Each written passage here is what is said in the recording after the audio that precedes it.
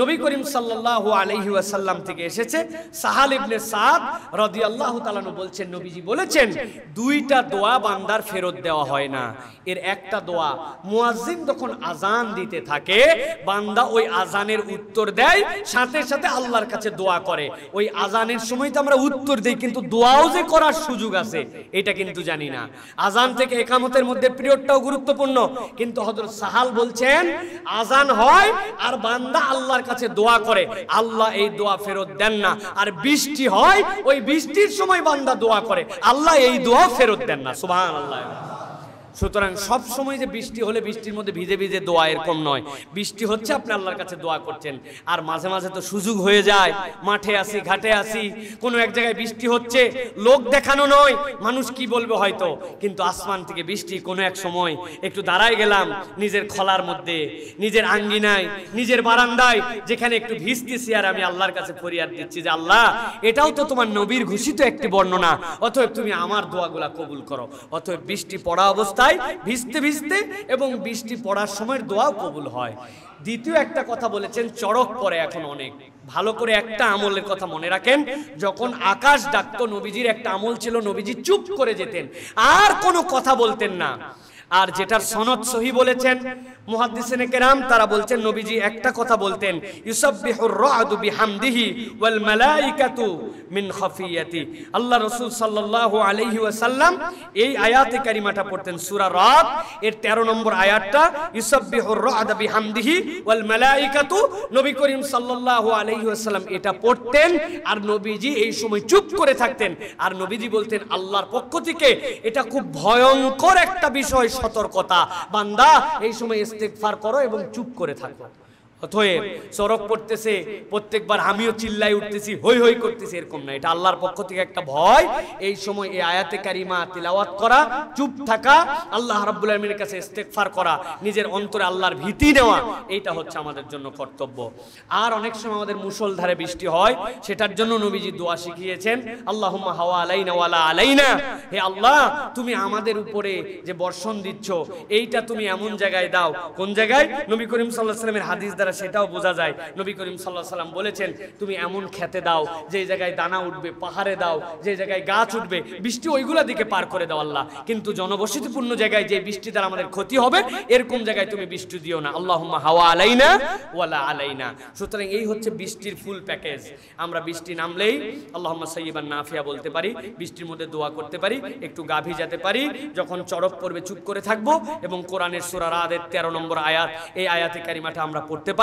সাথে সাথে আমরা যদি অতিবৃষ্টি হয়, আল্লাহুম্মা হাওয়া আলাইনা ওয়ালা আলাইনা, এই দোয়াটি পড়তে পারি। এটা সবগুলো সুন্নাহ আমল। আল্লাহ আমাদেরকে আমল করার তৌফিক দান করেন। নামাজ পড়তে আমার 5 মিনিট লাগে, এই রকম করে রুকু সিজদা দিয়ে নামাজ পড়ছি। হাত তোলেন, দেখতে চাই। 5 মিনিট 2 রাকাত নামাজ পড়তে। অবাক হচ্ছেন না ভাই? 2 রাকাত নামাজ আবার 5 মিনিট কি? সূরা ফাতিহা পড়তে লাগে 30 সেকেন্ড, কুল হু আল্লাহ 30 সেকেন্ড, 60 সেকেন্ড, 1 মিনিটে 1 রাকাত, আর 1 মিনিট 2 রাকাত। 5 মিনিট করব কি হুজুর? আমার করার আছে কি 5 মিনিট? আমরা এরকম ভাবি না প্রিয় ভাইয়েরা? অথচ রুকুগুলা 7 তাসবিহ, 10 তাসবিহ, ভিন্ন ভিন্ন দোয়া দিয়ে হতে পারতো।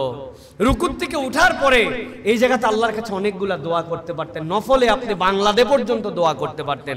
আপনার সিজদা ঠপা ঠপ মেরে দিচ্ছেন, আপনি বয়স হয়েছে আপনার 50-60 বছর, কোনো কাজ নাই আপনার বাড়িতে, কোনো কাজ নাই। আপনি মসজিদে আসেন আর বাড়িতে যান, কোনো কাজ নাই, আর কিছুক্ষণ আড্ডা দেন। অথচ আপনার সিজদা কখনো 7 তাসবিহ হয় না, সুবহানা রাব্বিয়াল আলা হয় না আপনার। কি ফাঁকি মারেন? কার জন্যই ফাঁকি মারেন? কেন এরকম নামাজ পড়েন? তো অবাক হয়ে যায়। 50-60 বছর হলো, নামাজের পরের আজকার মাত্র 11টা-12টা আজকার, জিকির, এইগুলো মুখস্থ হলো না। সুবহানাল্লাহ 33 বার করে পড়তে হয়, এইটুকু পড়ার ভাল লাগে না। নামাজ শেষ, আগুনের বেগে সুন্নতের জন্য দাঁড়ায় যায়। আছে না ভাই? মানে কে জানি উনার পিছনে একটা রকেট বোমা লাগায় দিছে। হ্যাঁ, হযরত ওমর রাদিয়াল্লাহু তাআলার পাশের থেকে একজন নামাজ মুত্তাসিল শেষ করার সাথে সাথে উঠে দাঁড়াইছিল। ওমর রাদিয়াল্লাহু তাআলা জামার আস্তিন ধরে টান দিয়ে তারে বসায় বলছেন, ফরজ থেকে অন্য নামাজের মধ্যে পার্থক্য করো মিয়া, এত তাড়াতাড়ি উঠে দাঁড়াচ্ছ কেন? একটু অপেক্ষা করো, জায়গা পরিবর্তন করো, সামনে পিছে হও, ডানে বামে যাও, কিছু আজকার জিকির করো, তারপরে পড়ো। আর আমাদের এই শাট করে উঠে দাঁড়ায়, কোনো পরিবর্তন নাই আমাদের। কেমনে হবে তাহলে ভাই? আমি কি আপনাদের কাছে মনে কষ্ট দেওয়া কথা বলতেছি ভাই? আমি আপনাদের কাছে ওই বেজের উপরে কথা বলতেছি। অর্জন দুই ধরনের, শ্রেষ্ঠত্ব দুই ধরনের। একটা অর্জন করা যায় না, সাদা কালো, ধনী গরিব, জমিওয়ালা আর ওই জমিতে কাজ করনেওয়ালা লেবার। এটা কে নির্ধারণ করবেন? এখানে আমার কিচ্ছু করার নাই। কিন্তু আরেকটা অর্জন আছে, রবের অনুগ্রহ আর ক্ষমা। ওটা ট্রিলিয়নিয়রের কপালে না থাকতে পারে, একজন হতদরিদ্র মানুষ এটা অর্জন করে ফেলতে পারে। দুনিয়ার সর্বশ্রেষ্ঠ সুন্দর ওর কপালে না থাকতে পারে, যেই লোককে কেউ তাকায় না, কুশ্রী, ওই মানুষটাও অর্জন করতে পারে। এই অর্জনটা হয় আল্লাহর কাছে চাওয়ার মাধ্যমে, আল্লাহর কাছে নিবেদনের মাধ্যমে, আল্লাহর কাছে দোয়ার মাধ্যমে, নামাজ ধীরস্থির হওয়ার মাধ্যমে, নফলে মনোযোগ দেওয়ার মাধ্যমে, আল্লাহর কাছে চাওয়ার পদ্ধতি জানার মাধ্যমে। ঠিক কি না? এই জন্য এতগুলি কথা বললাম।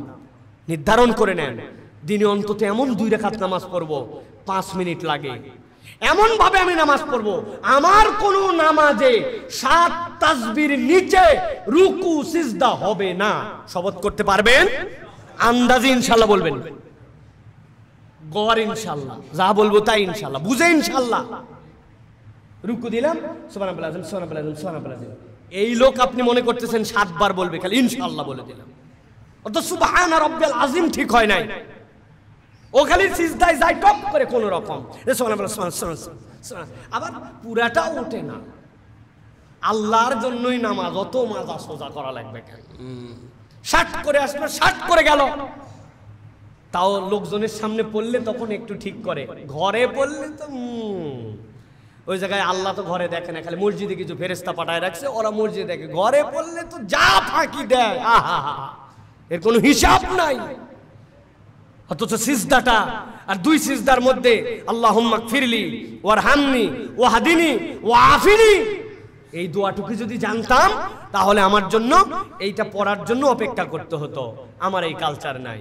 আমাদের কাছে ইমাম সাহেবদের সামনে আমার সম্পর্কে আমাদের কাছে অভিযোগ দেয় এইগুলা কথা বলার পর, যে হুজুর বলেন তো অনেক, আমরা ইমামের পিছনে নামাজ পড়ে পড়ে তো এই অভ্যাস হয়েছে।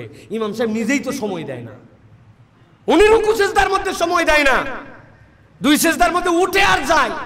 হুজুরের তারা আছে, ওই জন্য হুজুর পড়ে না। এখন বলেন, আমরা যদি না শুধরাই তাহলে মুসল্লি কেমনে শুধরাবে? প্রিয় ভাইয়েরা, আসেন যেই শ্রেষ্ঠত্ব অর্জন নিজেরা করা যায়, ওই শ্রেষ্ঠত্বের পথে আমরা হাঁটি। সাহাবায়ে কেরাম ওই শ্রেষ্ঠত্বের আলা তবকার ছিলেন, তারা এটা অর্জন করেছেন আল্লাহর দয়া আর অনুগ্রহ। এইটা সবচেয়ে বেশি হয় সালাত আর আল্লাহর কাছে দোয়ার মাধ্যমে। অতএব আমরা এইটা বাড়ানোর জন্য চেষ্টা করি, করব তো ইনশাআল্লাহ। তাহলে কাজ কি দিছি?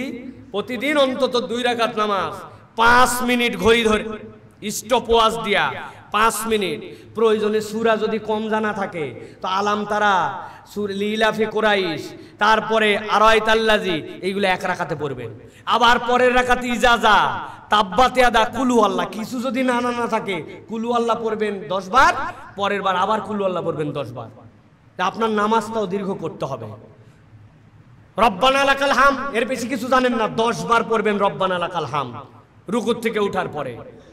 কমসে কম 7 বার পড়বেন তাসবিহ।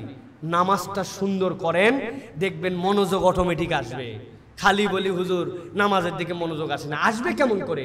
আপনি তো আপনার সেটআপ অটো বানাইছেন, আপনার মনোযোগ আসার তো সম্ভাবনাই নাই। কারণ আপনি কি পড়তেছেন ওটা চিন্তা করে তো পড়া লাগে না, দাঁড়ানোর পর তো অটোমেটিক। এখনো পাউচ দেওয়া হয়নি, সব পাউচগুলো ওঠেনি, লোকে লাগায় আসছি। গয়রুল মাগদুবি আলাইহিম ওয়ালাদ-দাল্লিন, বিসমিল্লাহির রহমানির রহিম। আরে জমির সার দেওয়া, ওই বড় ভিউটাতে এখনো দেওয়া হয়নি। কুল্লাল্লাহু সামাদ আমিলা সুবহানাল্লাহ আযীম, সুবহানাল্লাহ আযীম। বইয়ের সাথে বাজার করবা গেছিল, এখনো বাজার দেওয়া হয়নি, কালকে হাটবারে যাবনি। সব মনের মধ্যে আছে, আর এদিকে আলহামদুলিল্লাহ, এদিকে আত্মায় তো সব অটো চলমান। কথা বলেন, ভুল বলতেছি নাকি আমি? এটা চেঞ্জ কেমনে হবে? নতুন সূরার চেষ্টা করা, আলহামদুলিল্লাহর অর্থটা জানা, সূরাটা কি পড়তেছে এটা বোঝা। প্রিয় ভাইয়েরা, আমরা মসজিদে আপনাদের জন্য এই কার্যক্রম শুরু করতে চাই। আপনারা যদি সময় দেন তাহলে আপনাদের নামাজ নামাজের ভিতরের দোয়া ছেলেদের জন্য উপরে, মেয়েদের জন্য নিচে। আমরা এখানে কোর্স চালু করতে চাই, রাজি আছেন আপনারা? সময়ই নেই, মসজিদে মুসল্লি হয় না, আর এগুলা শিখার জন্য সময় আছে নাকি আপনার?